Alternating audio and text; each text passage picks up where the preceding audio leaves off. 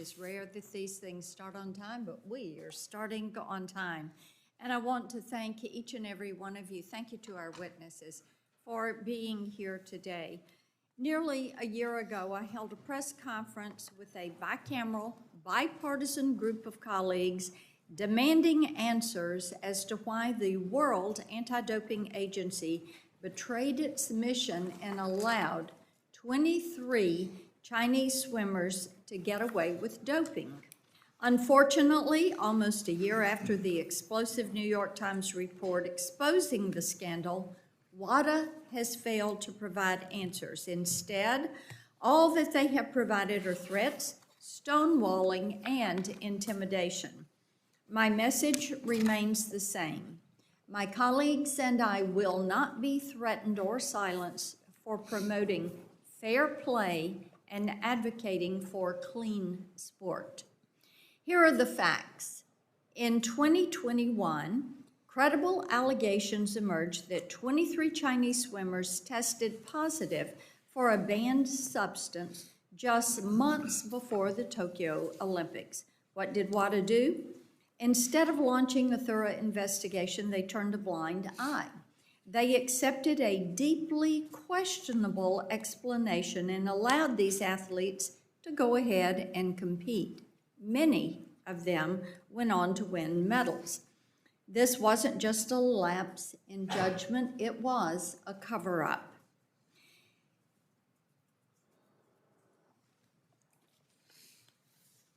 Just as disturbing is WADA's effort to use our own Olympic bids as leverage. In response to legitimate U.S. Senate concerns, WADA and the IOC threatened our country's bid to host the 2034 Winter Olympics in Salt Lake City. And now we have reports of secretive contract arrangements and backroom deals between WADA, the IOC, and parties connected to Salt Lake City's bill, all while WADA's own failures go unaddressed. This is nothing short of a scandal, and it actually strikes at the heart of the Olympic spirit. Fast forward to today, and the World Anti-Doping Agency refused to appear before this committee and answer our questions.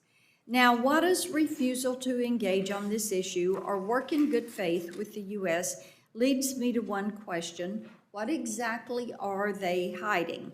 Let me remind everyone, the U.S. is WADA's largest financial contributor. American taxpayers help fund this agency, and yet WADA has treated our concerns with disdain, and our athletes have been treated with disrespect. Their pattern of inconsistent enforcement doesn't stop with China. From Russia's long history of state-sponsored doping to weak penalties for other nations, WADA has sent a dangerous message. If you are an authoritarian regime with a willingness to bribe and cheat, the rules don't apply to you, and our door is open. As we look forward to the 2028 Summer Games in LA and the 34 Winter Games in Salt Lake City, the stakes could not be higher. These games must not be tainted by the same corruptions and cover-ups. American athletes who compete with integrity deserve to know that their competitors are held to the exact same high standards. We've heard from athletes who are tired of watching cheaters take the podium, tired of the mental and emotional strain, and tired of institutions who refuse to protect them. Their voices matter, and today we're listening. This hearing is about accountability. It is about ensuring that WADA no longer shields corrupt regimes from consequences. It is about making sure our athletes can compete fairly and safely on the world stage.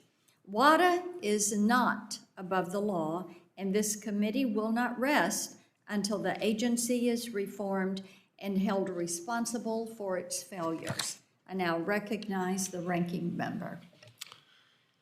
Thank you, Chair Blackburn, for organizing today's hearing. This is our first hearing for the Subcommittee on Consumer Protection, Technology, and Data Privacy in the 119th Congress. With that in mind, I wanted to share how much I look forward to working with you, Madam Chair, on so many of the important issues our subcommittee oversees: safeguarding Americans' sensitive data, promoting transparency and innovation in the artificial intelligence world, elevating Team USA and helping collegiate athletics earn fair compensation, and protecting the Federal Trade Commission, the Consumer Product Safety Commission from overly influential efforts from the executive branch, and making sure that their Senate-confirmed commissioners who have been fired are either swiftly reinstated or replaced. Today we're going to discuss how to strengthen anti-doping enforcement, as you've described, about the recent scandals that have brought a dark cloud over the integrity of Olympic sports. I went to my son's graduation a couple days ago, and the commencement speaker was Katie Ledecky. So I don't have to tell you what school we were at. And she gave a spectacular speech, a really impressive, impactful speech. And my son later pointed out that athletes now are commonly asked to give commencement addresses because they've been under the heat lamp of media attention. They've done spent a lot of time explaining themselves and describing circumstances and situations, and they do a very good job at summing things up in a way that people can understand. And certainly Katie Ledecky, if we had more time, I would walk you through the first couple points she made. Maybe Ms. McLaughlin will help fill it in. I mean, every 4 years, the world comes together around the Olympic Games to celebrate and cheer on their players, their teams. And each year over these 4-year periods, we expand the field of competitions and we attract new fans to stadiums around the world. We inspire our youth to dream big. Athletes dedicate their lives, often, almost always from a very early age, for that sole honor of representing their country, in this case, the United States, where they get to wear the red, white, and blue, and they get to hear our national anthem played in medal ceremonies. Among the athletes who compete on behalf of Team USA in the Olympic and Paralympic Games in Paris, 29 of them call Colorado home, which we're very proud about. We're a proud home of the U.S. Olympic and Paralympic Committee that oversees Team USA and our Olympic preparations. We're home to the Olympic and Paralympic Training Center, where we train over 15,000 athletes every year. We're home to the U.S. Olympic Museum, which displays the original scoreboard from the Miracle on Ice, for those of you old enough to remember that, the victory over the Soviet Union. We're home to the U.S. Center for Safe Sport, investigating the instances of substance abuse against athletes. We're home to many of the governing bodies, the NGBs for Olympic sports, and home to the U.S. Anti-Doping Agency, USADA, which enforces doping rules for our athletes. To ensure fairness and transparency in Olympic competitions, the World Anti-Doping Agency, WADA, as Chair Blackburn has described, they are responsible for enforcing the anti-doping regulations in international sports federations. In the months leading up to the Tokyo 2021 Summer Olympic Games, the China Anti-Doping Agency, CHINADA, found that 23 Chinese swimming athletes tested positive for a banned substance, trimetazidine. This substance increases stamina and shortens recovery time, is widely banned as a performance-enhancing drug. What actions did World Anti-Doping Agency take following the test? They refused to investigate how China's swimmers consumed the banned substance. They failed to disclose the testing results to the public until after the New York Times broke the news in spring of 2024. During the Tokyo Olympics, these same swimmers who tested positive won several medals, including 3 medals, and ironically defeated Katie Ledecky, one of the few times she's lost in a final. Since the fallout, the world has, I think it's fair to say, lost faith in WADA. In response to the doping scandal, the United States took decisive action, withheld its $3.6 million contribution to WADA. First time a nation's ever taken this action, withholding funds. The United States withheld funding to WADA because their past conduct now raises important questions about the future of Olympic sports. In the next few years, the United States is hosting the FIFA World Cup next summer in 2026, the Summer Olympics in Los Angeles in 2028, the Winter Olympics in Salt Lake City in 2034, and countless world championships across several sports. So how can athletes across Team USA and around the world have confidence that they stand on a level playing field with their competitors? The Olympic torch has burned for 129 years to represent unity, to shine a light on athletic achievement and excellence, to bring the world together during times of peace, but times of tension. We should not let WADA's misconduct tarnish the next Olympic Games or rob another member of Team USA from their rightful place on a podium. Fairness and transparency is what Team USA and literally every international team deserves and what this committee continues to demand. That is why, on a bipartisan basis, last year we joined Senators Cantwell, Cruz, Blackburn, and Blumenthal to send one strong message to the World Anti-Doping Agency. Essentially, we said enough is enough. WADA must increase transparency in its investigations and regain the athletic community's trust. We must shine a light on past misconduct, both in WADA and what they examine, and ensure that U.S. athletes, from Katie Ledecky to Katie McLaughlin, who is with us today, that they are never undercut again. I'm pleased that in addition to Ms. McLaughlin, who proudly represented Team USA in swimming, we're joined by an expert witness panel of individuals who enforce anti-doping rules in the U.S., who have represented the U.S. in international anti-doping deliberations, and are leading voices in sport law. Just as the United States remains at the forefront of all-time Olympic medals, 2,761, although I don't need to brag too loudly about it, we also need to lead the world in transparency and accountability. Thank you all for coming here, for your testimony, taking time out of your busy lives. It means a great deal. I yield back to the chair. Thank you. And I recognize Chairman Cruz for his opening. Thank you, Madam Chair, and thank you for convening this hearing today. Sports are more than just a game. They're a critical part of our culture that teaches valuable life lessons such as teamwork, discipline, communication, respect, and perseverance. Sports are also a cultural unifier that brings Americans together to cheer on Team USA at the Olympics. The Olympics provide some of the most iconic moments in sports history.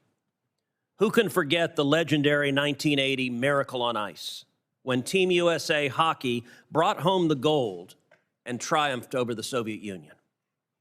It's one reason why Team USA athletes are often considered cultural heroes who inspire the next generation. But our athletes didn't just wake up one day being able to compete at an elite level. They earned it from blood, sweat, and tears, literally produced from countless years of training and sacrifice to pursue their dreams of earning that coveted title, Olympian. To pursue that dream with confidence, sports requires a culture of integrity built on fair competition and following the rules of play. When an athlete cheats, it undermines the value and existence of sports. Cheating can take many forms, including the use of performance-enhancing drugs known as doping that give an athlete an unfair advantage over their opponents. Doping should have no place in sports. And I would say I am glad doping is not a major problem in the United States Senate. Else we might have senators with unusually enlarged tongues and an ability to be loquacious at a level that was truly painful. But it is also why 190 countries, including the United States, support the World Anti-Doping Agency's mission to, quote, lead a collaborative worldwide movement for doping-free sport, which is mandatory for participation in the Olympic movement. In fact, the United States withheld $3.6 million of taxpayer funding and dues for WADA in fiscal year 2024, the most of any other country, to monitor and enforce against doping in sports, including at the Olympics. The next highest contributor is Japan, who spends $1.5 million per year, less than half of what the U.S. pays. Sadly, confidence in WADA is at an all-time low.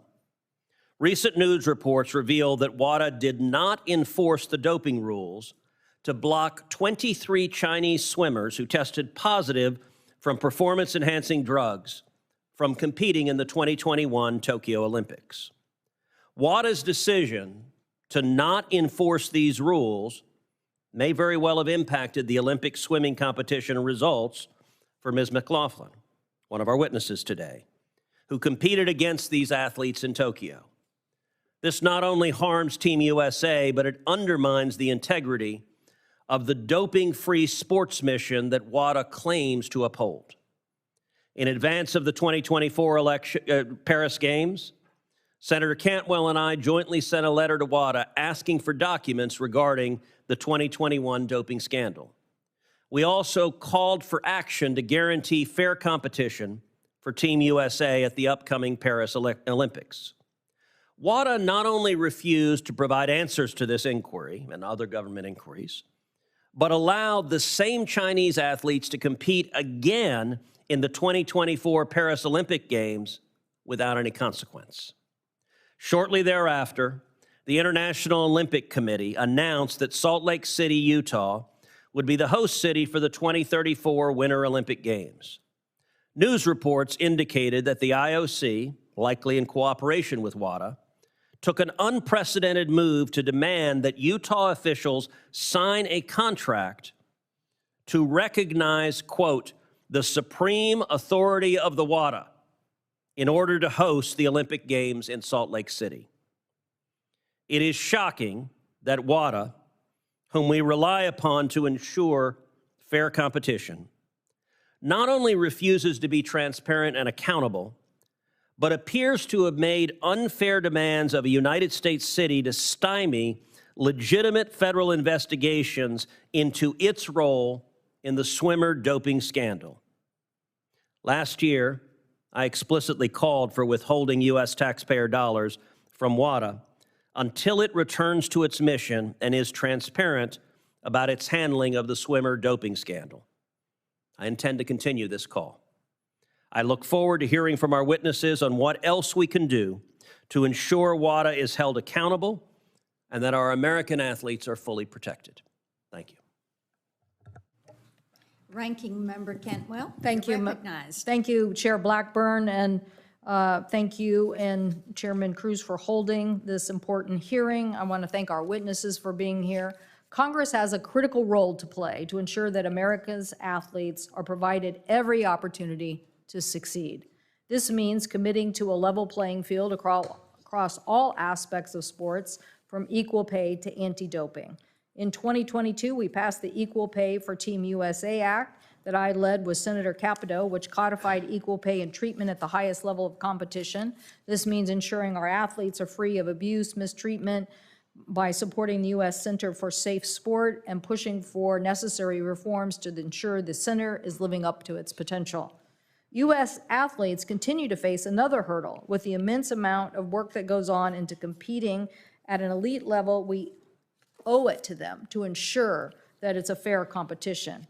I, too, am concerned that the lack of transparency with the World Anti-Doping Agency demonstrated with the cover-up of the positive test by Chinese swimmers ahead of the Tokyo Summer Olympics in 2021 and the lack of accountability of what has taken since. We should not have to wait for an investigation reporting to uncover positive tests from elite athletes. That's what our anti-doping agencies are supposed to do. But even in the wake of the press reports, WADA has failed to be transparent. Last summer, Chairman Cruz and I wrote a letter to the anti-doping agency to understand why they did not challenge the findings from the Chinese Anti-Doping Authority. We also want to assure that WADA takes additional measures to ensure that the Paris Olympic Games were fair and free from doping, and their response to that letter was inadequate. It is a refusal to participate in what is an important accountability. I am sure that today that we will hear from witnesses about this issue. I am sure Katie McLaughlin, who has competed and exceeded at the highest level of swimming, can speak to how much effort it takes to stay in compliance with anti-doping rules. I'm glad to see that we have Dionne Koller here today, whom I appointed to serve as the co-chair of the Commission on the U.S. Olympic and Paralympics, which was established by Congress in 2020.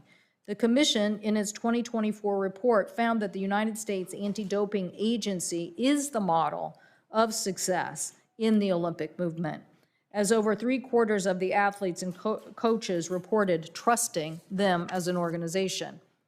This speaks to Mr. Tygart's success in leading that agency. So thank you to Professor Koller and to the entire bipartisan commission for your work on this important subject.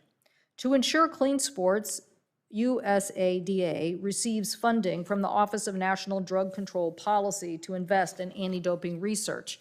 It is because of this research that rigorous adherence to anti-doping rules that the U.S. is the leader in anti-doping. I am concerned that the Trump administration's severe cuts to scientific research and development could hinder this impressive work done by the U.S. in anti-doping research. I hope they'll reverse that. Cutting funding for sciences is the wrong message to the rest of the world and for us to maintain our U.S. leadership. I'm glad to see Dr. Gupta here. Thank you for being here, who served in the Biden administration and can speak to the importance of scientific development to ensure U.S. leadership in anti-doping. We have a responsibility to ensure our athletes are able to compete in the fullest extent of their abilities at the highest level. To do that, the competition must be fair. As we approach the 2026 World Cup and the 2028 Olympics, both hosted by the United States, we must ensure that the competition will be fair and free from doping. We also need to support the cities that are hosting these games, including Seattle, Kansas City, Houston, Los Angeles, and have the infrastructure in place for this experience to go well. That is why Senator Moran and I introduced legislation, the Transportation Assistance for Olympic and World Cup Cities Act, to provide the grants and other assistance to improve the regional transportation for those cities. I asked the chairman to put this on a bill at the next markup. So thank you again, Chair Blackburn, and to Ranking Member Hickenlooper for holding this important hearing. Thank the ranking member. I'd like to introduce our witnesses today. Mr. Travis Tygart, our first witness, who is the CEO for the U.S. Anti-Doping Agency, otherwise known as USADA. USADA manages the anti-doping program for all U.S. Olympic and Paralympic Committee recognized sport national governing bodies, their athletes and events. Dr. Rahul Gupta, our second witness, is president of GATC Health. From November of 21 to 25, Dr. Gupta was the director of the White House Office of National Drug Control Policy. He helped coordinate the U.S. anti-doping activities, including representing the U.S. at the World Anti-Doping Agency.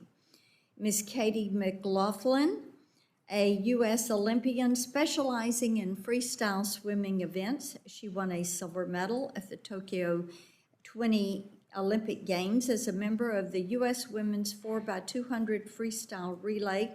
Katie is also a 3-time gold medalist at the World Championships and a 3-time NCAA champion. Ms. Dionne Koller, our final witness, is a professor of law and director of the Center for Sport and Law at the University of Baltimore School of Law.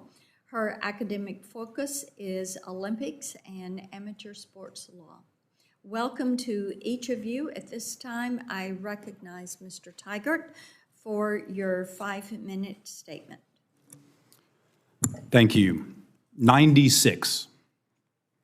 96. That's the number of medals that were potentially impacted at the 2021 and 2024 Olympic Games. 96.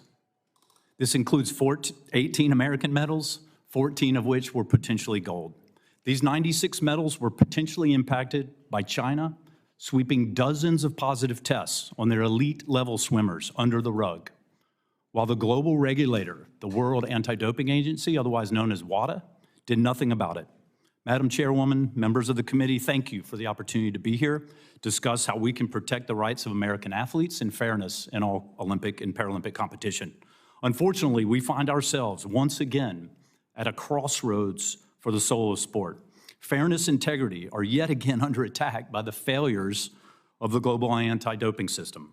The urgency to act has never been greater, given that we right now are in the golden age of international sport in the United States.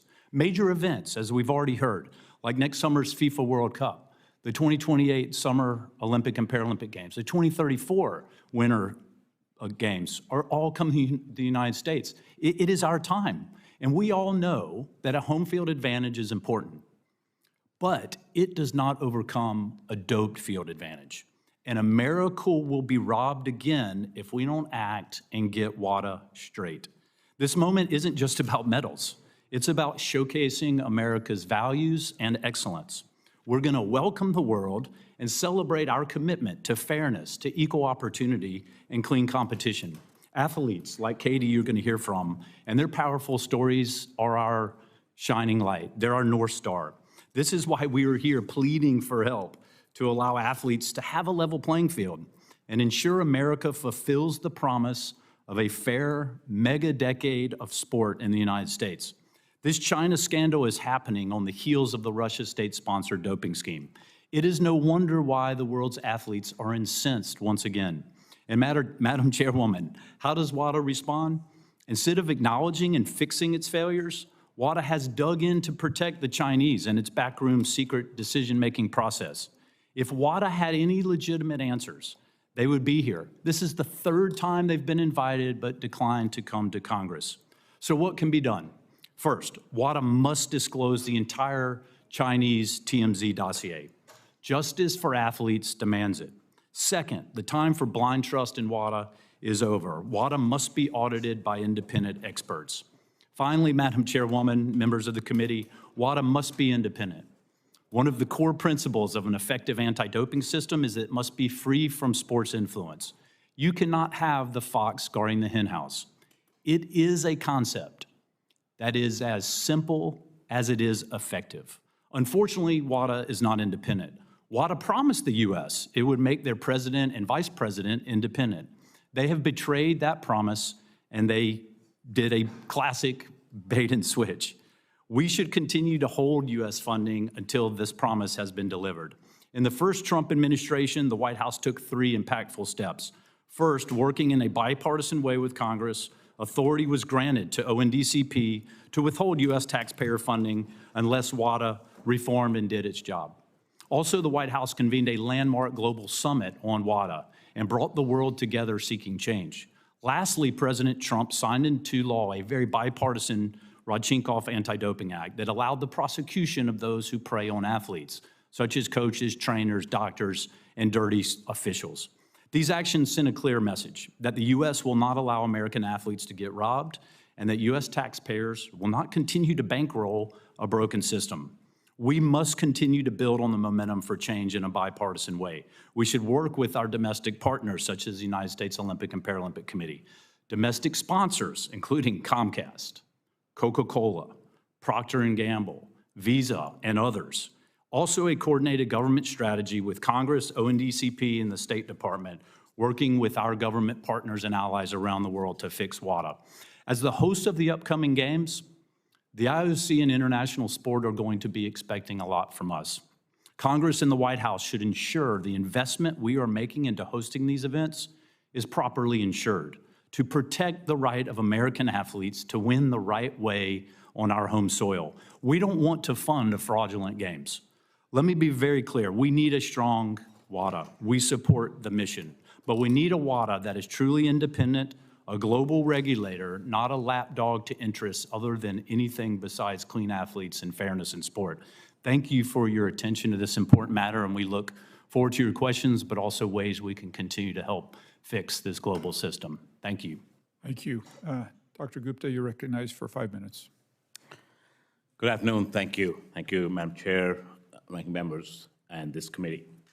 My name is Dr. Rahul Gupta. I serve as president of GATC Health Corp, a tech bio company, and formerly led the White House Office of National Drug Control Policy, representing the United States as well as the Americas region on WADA's executive committee. I'm honored to testify here today on a matter that goes to the very heart of sport, fairness, and American values, the governance of the World Anti-Doping Agency, or WADA.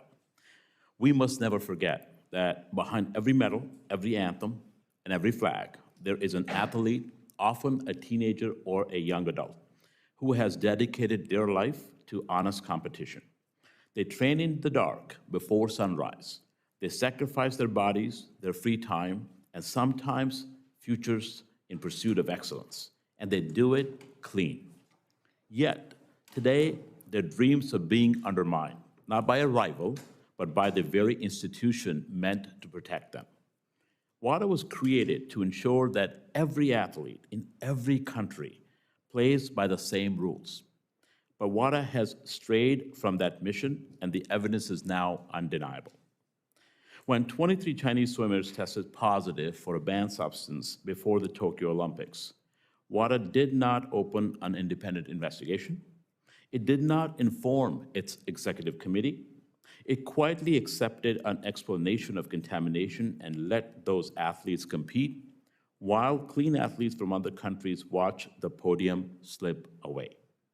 No athlete should have to ask, did I lose because someone cheated and no one stopped it? Yet, that's exactly what happened. And when I, as the US representative to WADA, asked questions, why we weren't told, why no sanctions, why no transparency, we were met with deflection. The so-called independent investigator offered no recommendations, no accountability, and no answers. This is not a technical lapse. It's a governance failure, and it breaks faith with every clean competitor. The United States, as WADA's largest public funder and founder, could not in good conscience continue business as usual. That is why we withheld our dues and demanded reforms. We need transparency in decision-making, true conflict of interest protections, independent oversight, and a permanent US seat at the table. WADA leaders responded by removing us from its executive committee. And that's not because we broke rules, but because we dared to challenge a broken system. The United States was a democratically elected member representing the Americas region. That is now not how global institutions should operate. That is not leadership. That is fear of accountability. And the timing could not be more critical. As has been said here, in the next few years, the world's eyes will turn to the United States for 2026 FIFA World Cup, 28 LA Olympics, and 2034 Salt Lake City Winter Games. If WADA's dysfunction goes unaddressed, we risk hosting events under a cloud of doubt and distrust. This is not about vengeance. It's about vigilance. It's about restoring fairness, not just for American athletes, but for every athlete from every country who dares to play by the rules. Congress now has a once-in-a-generation opportunity to act by passing legislation that ties US funding to reform, by insisting that WADA includes athletes' voices and national accountability, and by making it clear that integrity is not negotiable. It is indeed the price of our support.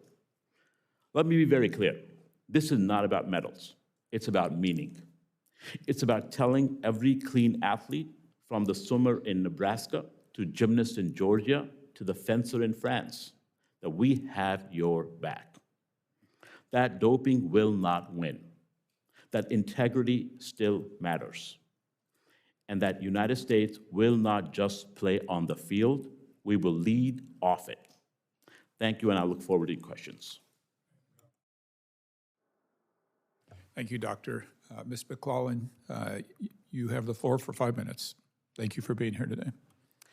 Good afternoon, Madam Chairwoman, Ranking Member, and members of the committee. Thank you guys so much for having me. My name is Katie McLaughlin. I'm an Olympic silver medalist, and I'm so honored to be here and share my story with such an accomplished group. When preparing this, I kept telling my mom and like anyone that would listen to me how unreal it felt, because I just feel like I'm like just a girl that had a big dream. And I think that's exactly why I do feel like I belong here. I'm just a girl who dreamed of swimming for Team USA, and now it matters so deeply to me that the next version of me and the next generation who has a dream of doing the same gets to compete on a level playing field. Like many swimmers, I grew up glued to the Olympics on TV.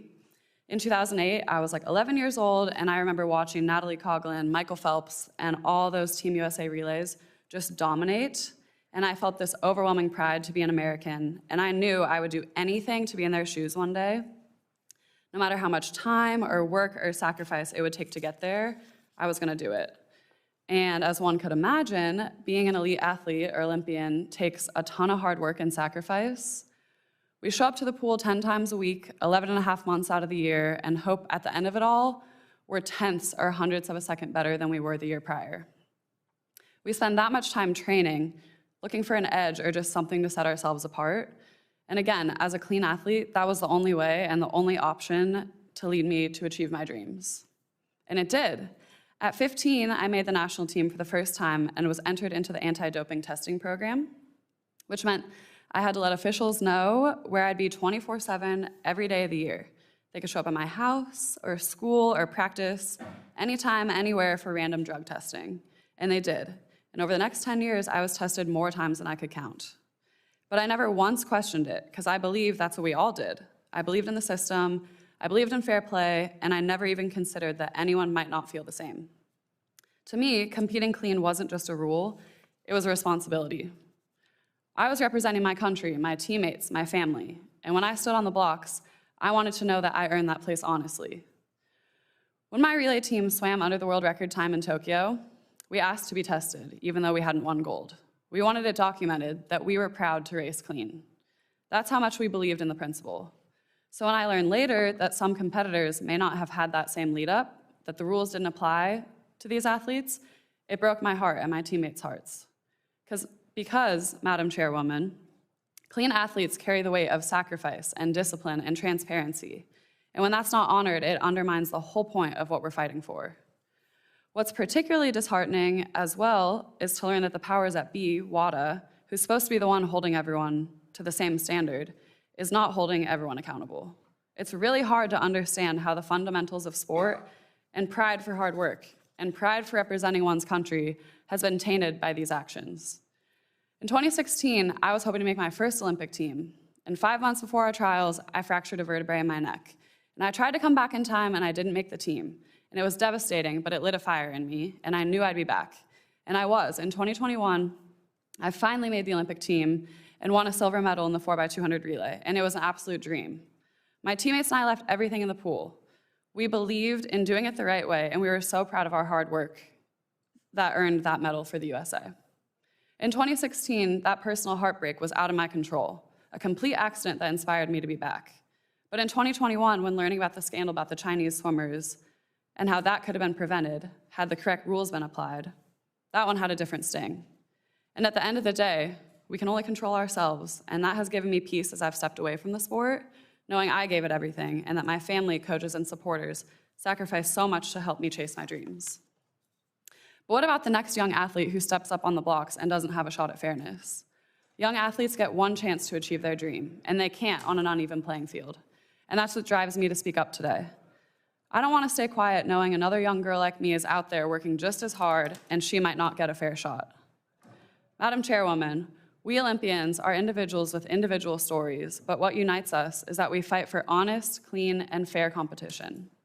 At the end of the day, it's about the people, it's about the pride, sacrifice, and integrity, and it should never have to be a question about whether the playing field is level.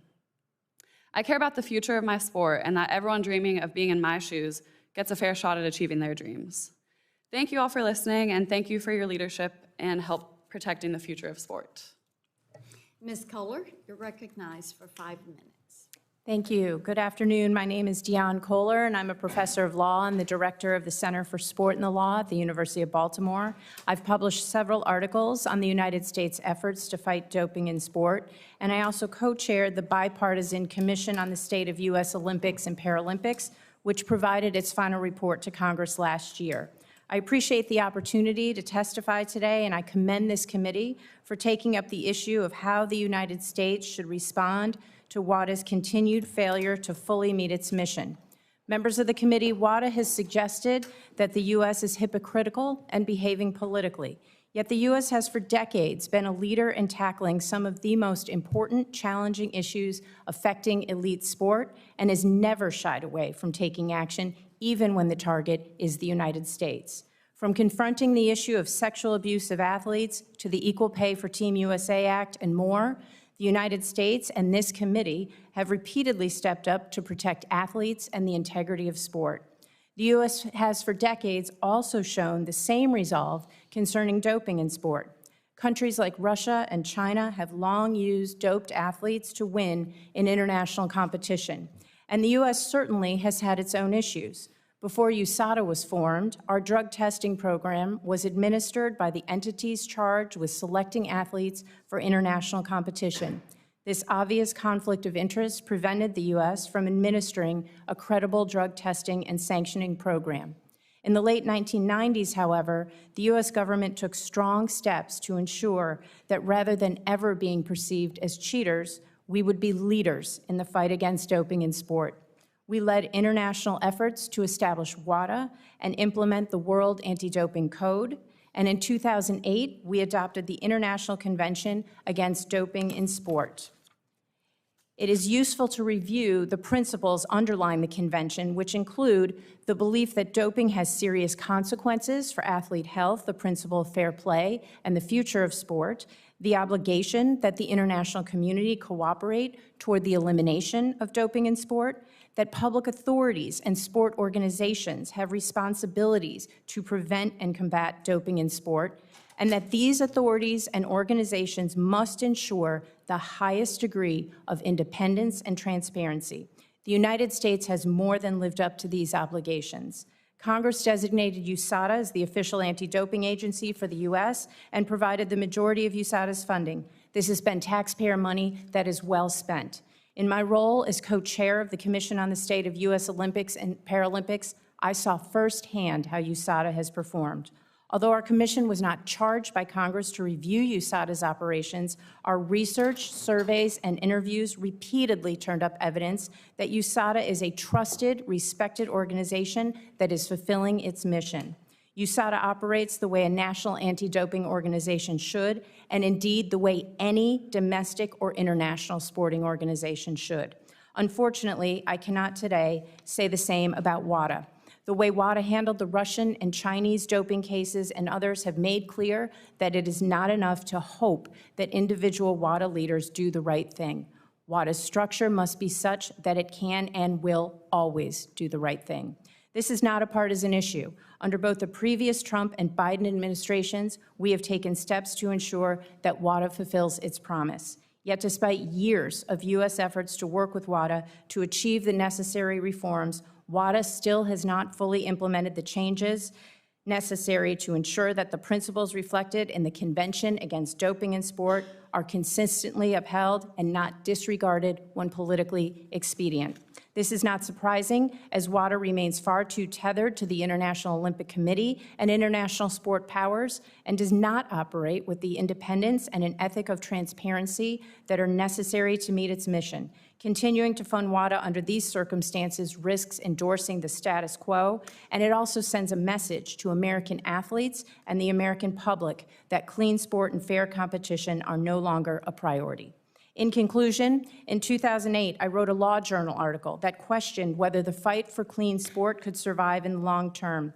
I stated that the fight against doping may not continue with as much force as in the early years of WADA if the international community does not follow through and, quote, suspicions of athlete doping from countries such as China and Russia persist. Members of the committee, we are at that point. If the commitment to clean, fair sport is to endure, the United States must take a lead role to ensure that WADA fulfills its mission.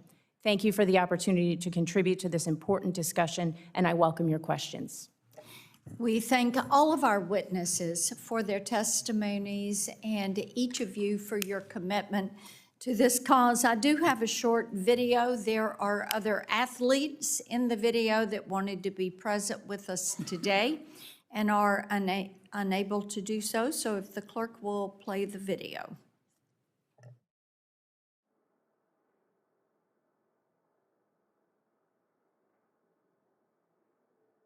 U.S. is now investigating Chinese swimmers who tested positive for doping after the Tokyo Olympics 4 years ago. A new doping scandal has erupted involving Olympic swimmers from China. A New York Times investigation found 23 Chinese swimmers tested positive for the same powerful and banned substance 7 months before the Tokyo Games in 2021.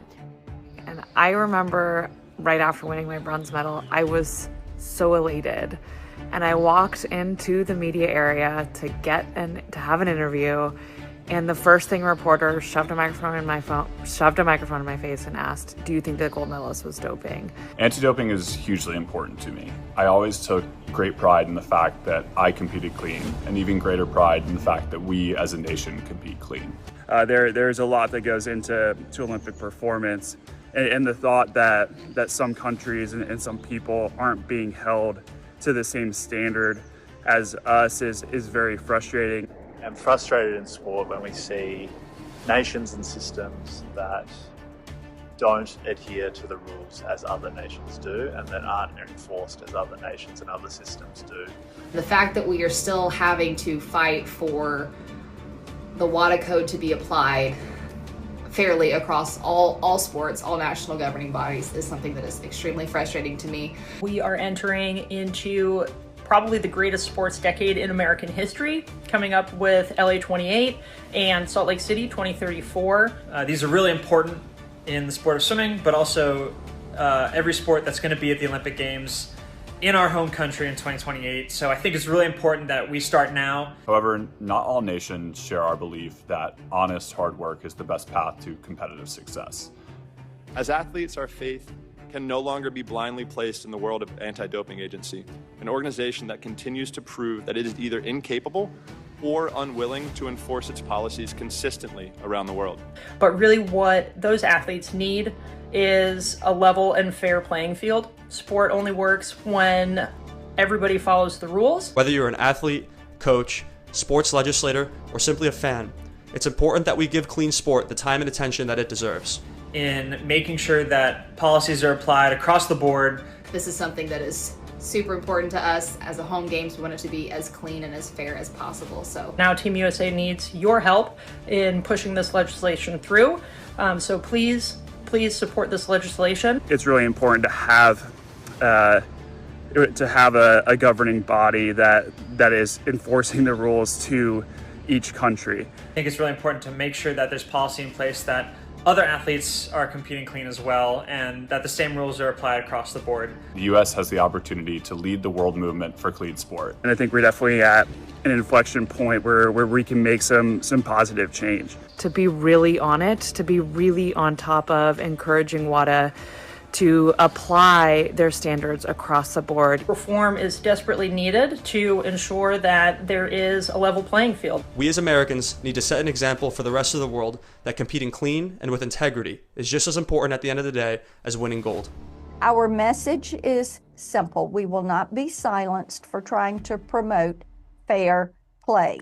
As the largest financial contributor, the U.S. deserves to have complete confidence in their ability to regulate unlawful doping so that every athlete has a fair shot. Senator Hickenlooper for 5 minutes of questions. Again, thank you, Madam Chair. Thank you all for being here. Let me start with Ms. McLaughlin again, and thank you for your dedication, your service to Team USA. It really is remarkable. You stepped inside the lines to compete for your country at the highest level. Given all that we've heard, can we rebuild the confidence in having a level playing field? I think that There's definitely hope amongst us athletes that we can. It's super important to us all when we're dedicating so much of our time and our lives, and people in our lives are sacrificing for us as well, that there is potential for us too. And I think that by doing things like this and putting trust in you guys and USADA and everything, I think we're making the right steps. So. Great, thank you. I appreciate you're a role model for so many young people. Really appreciate that.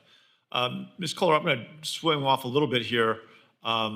Recent House settlement ruled that NCAA Division I schools must pay former athletes over $2 billion in total compensation. Football, basketball, the money flows. Not so much with swimming, track and field. While the aftermath of the House settlement is recent, some Division I schools are considering cutting funding to they call the non-revenue sports. In the aftermath of the House settlement, what options do universities have, in your opinion, across all levels of the NCAA to grow non-revenue sports? Well, I think there are lots of options, Senator, and thank you for that question. I think the House settlement does not need to be the death knell for Olympic and Paralympic movement sports at our colleges and universities. I think there's much more to say about this. Every school is in a different position. We know that there are different levels of athletic programs, but I think the solutions are there, and I think the idea that we have to cut Olympic and Paralympic movement programs is wrong. I think there's a lot that can be done, and I'd be very happy to follow up with you in the questions for the record to provide you with a lot of specific ideas that have been out there. Great, we'll pursue that. And Ms. McLaughlin, again, you obviously have a vested interest in this, and you've lived it firsthand. How important is it, in your opinion, to maintaining all the Olympic sports and making sure that swimming and diving, how important is that to the future competitiveness of Team USA? Yeah, totally. I loved my time swimming in the NCAA. It was some of my most fond memories as an athlete, and I think it gives so many young swimmers and athletes something to dream of and look forward to. And yeah, I think it was an amazing experience. So thank you. Good. I'm glad to hear that. Ms. Ledecky, when she spoke on Sunday, I think she estimated she'd swum 26,000 miles and looked at every mile as an investment in who she was to become. And I'm sure that all of you had that same kind of commitment and that investment in yourselves, which is truly powerful for the next generation. Mr. Tygart, thank you for your work with leading the U.S. Anti-Doping Agency. Is it clear that the World Anti-Doping Agency, that WADA, has lost the confidence of many athletes? I think we know what that is, but what reforms or actions do you think WADA needs to take to rebuild trust within sporting federations and athletes before the 2028 Olympics? Thank you, Senator, for the question.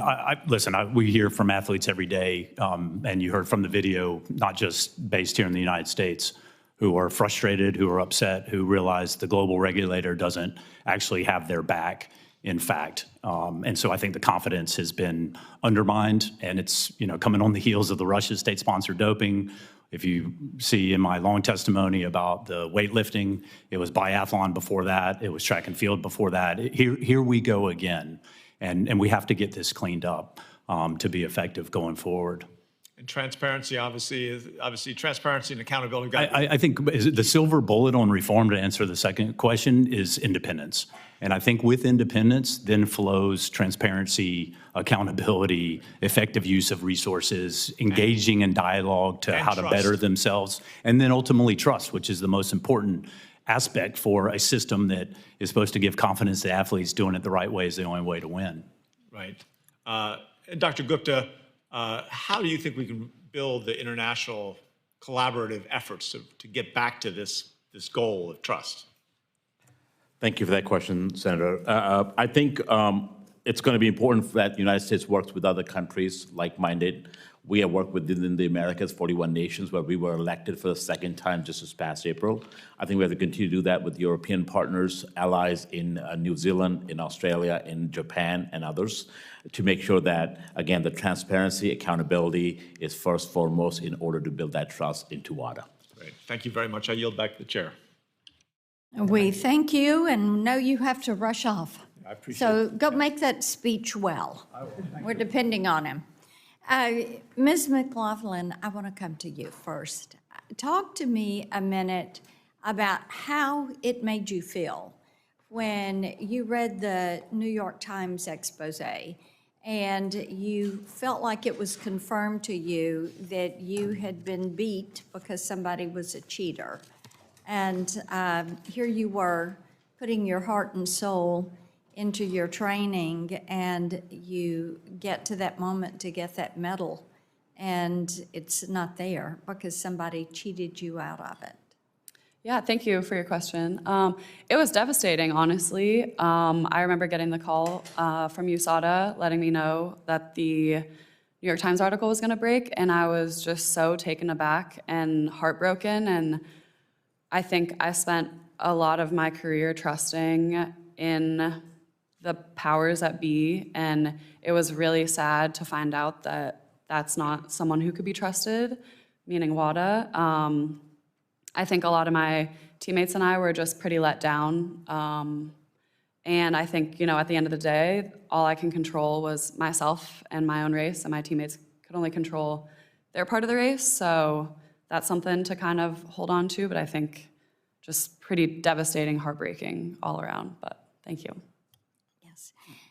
Mr. Tygart, as we've mentioned before, as soon as the allegations came to light, I got a letter out to WADA demanding to know why they felt like they could ignore this doping, and their answer back to me was insufficient. And of course, they blame everyone but themselves, which is not a surprise to us. And they even said that there was no basis to challenge that contamination and that the source was TMZ. And so there you go. We find out, of course, that they have lied about this, and I know you've reviewed their response. I want you to just talk for a minute about why it is completely implausible that the Chinese swimmers were unwittingly contaminated.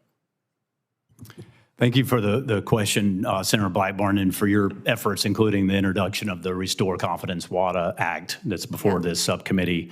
Listen, I think we have attempted to get answers just as you all have to what really happened. We have seen what they've produced, which is very little. They appointed a very limited review of their own actions. And you don't have to take it from me. You can take it from what he determined. And he determined that they did not prove contamination and that it was just as plausible to be intentional use. You then couple that with the fact that WADA did no investigation, just blindly accepted the factual scenario that was provided by the Chinese. And in fact, months before these positive tests showed up on their desk, they had interviewed a defector, a whistleblower from China, who had indicated to them that TMZ was being given in a systemic fashion to athletes, but yet WADA leaders never brought in their independent investigative unit. They have a 16-person, very experienced investigative unit. They were not involved at all with investigating the facts of this case. TMZ is a prescription medication in some countries. It does not just show up in the kitchen.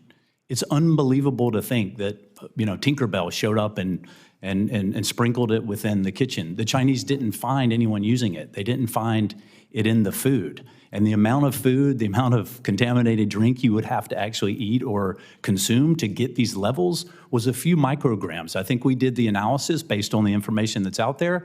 It's like 11 pounds of food and over, I think, 7 gallons of liquid in order to get the levels. And to think that Chinese athletes at the top of their game are going to do that type of diet the day before an event or the day after one event before the next day's race is just absolutely ludicrous. And it's why we've asked for the questions. Why hasn't this followed the process and the protocols that are in place? Let me ask you this, kind of following on to that. Why do you think that WADA thought they could intimidate the U.S. and the U.S. Olympic Committee and the Salt Lake City officials, and why was there a capitulation there? Listen, I think it's what happened in Paris, I think you're referring to. I think it's Exhibit A of the value and the importance of independence and anti-doping enforcement. You have the perception that the IOC leveraged the giving of the Olympic Games in exchange for us bowing down, as Senator Cruz mentioned, to the supreme authority of WADA.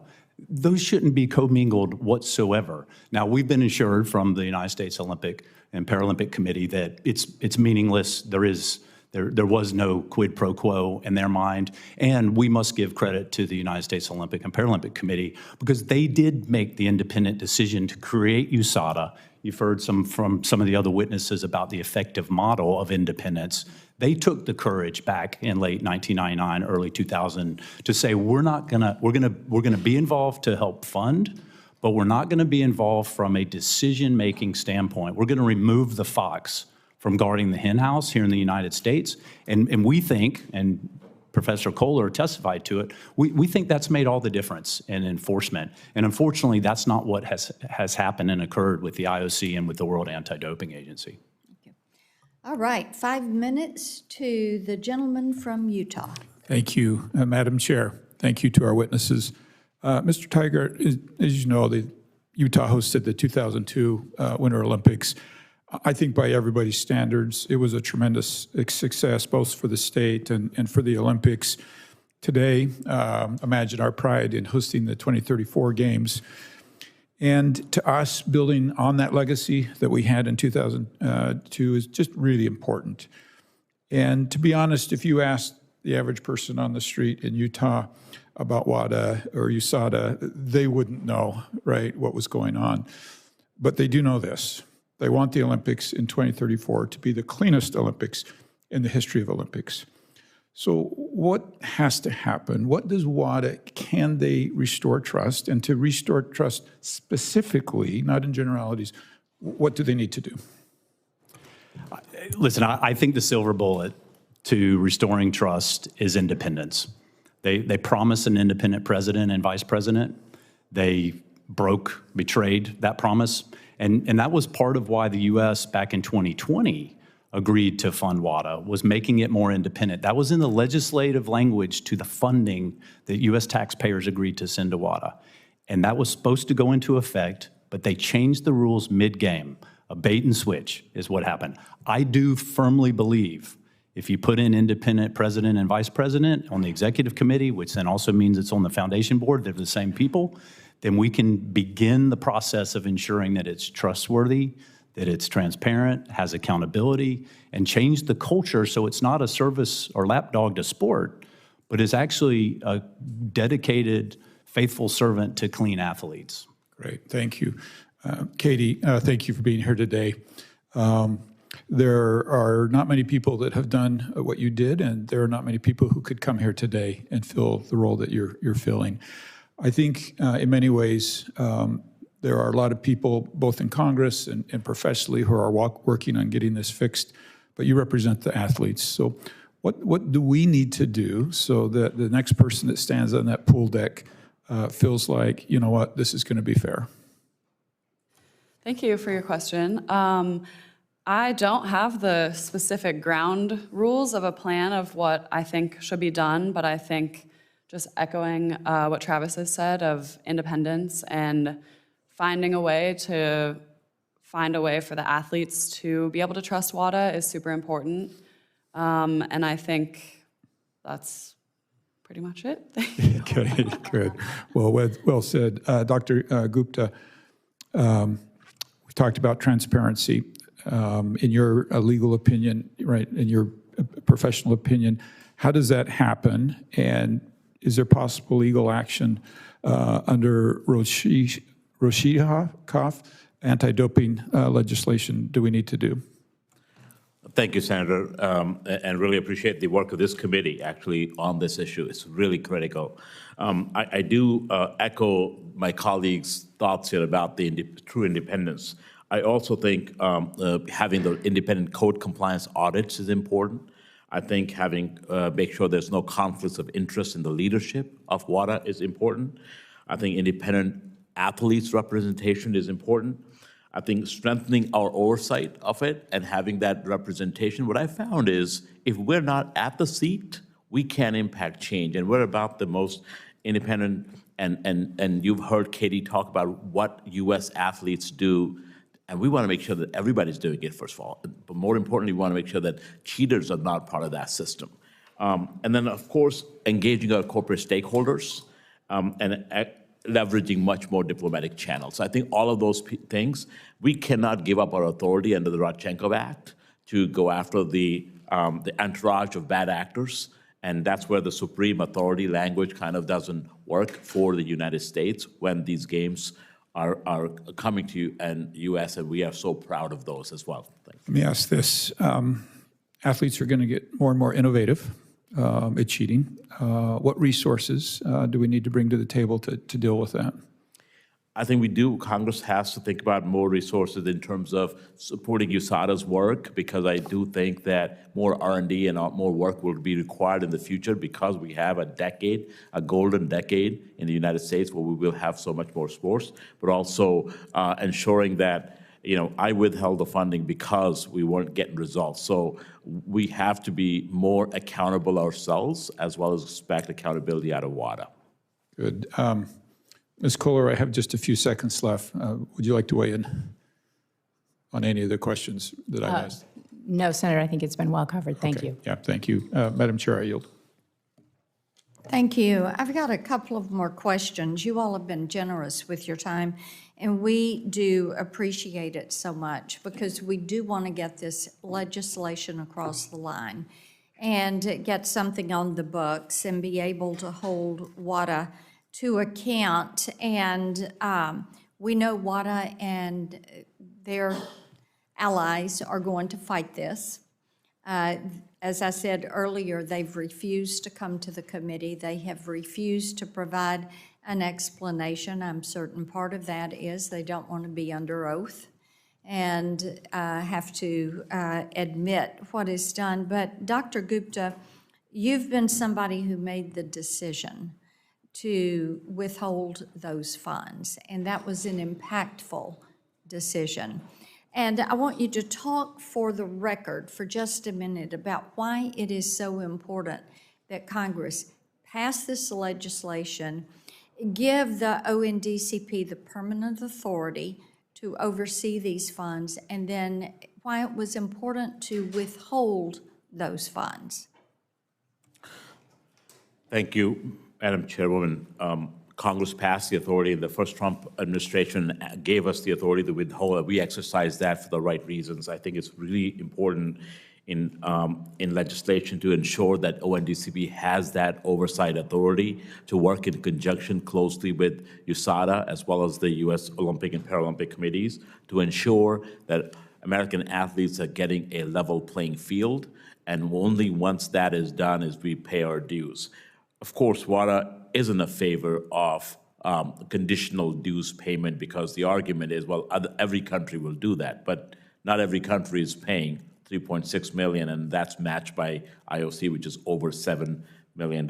So it's a large amount. I do think we have to have both the ability to withhold funds, but also appropriate representation on the governing bodies of WADA, so we can hold folks accountable, as well as address the bureaucratic aspects. Sometimes, as we saw with this scandal, that often becomes the reason for delaying or deferring or deflecting really incompetence and malfeasance.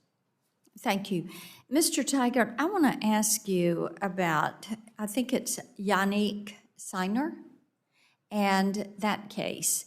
And of course, that had to do with the International Tennis Integrity Agency, and they determined that there was a positive test for a banned steroid.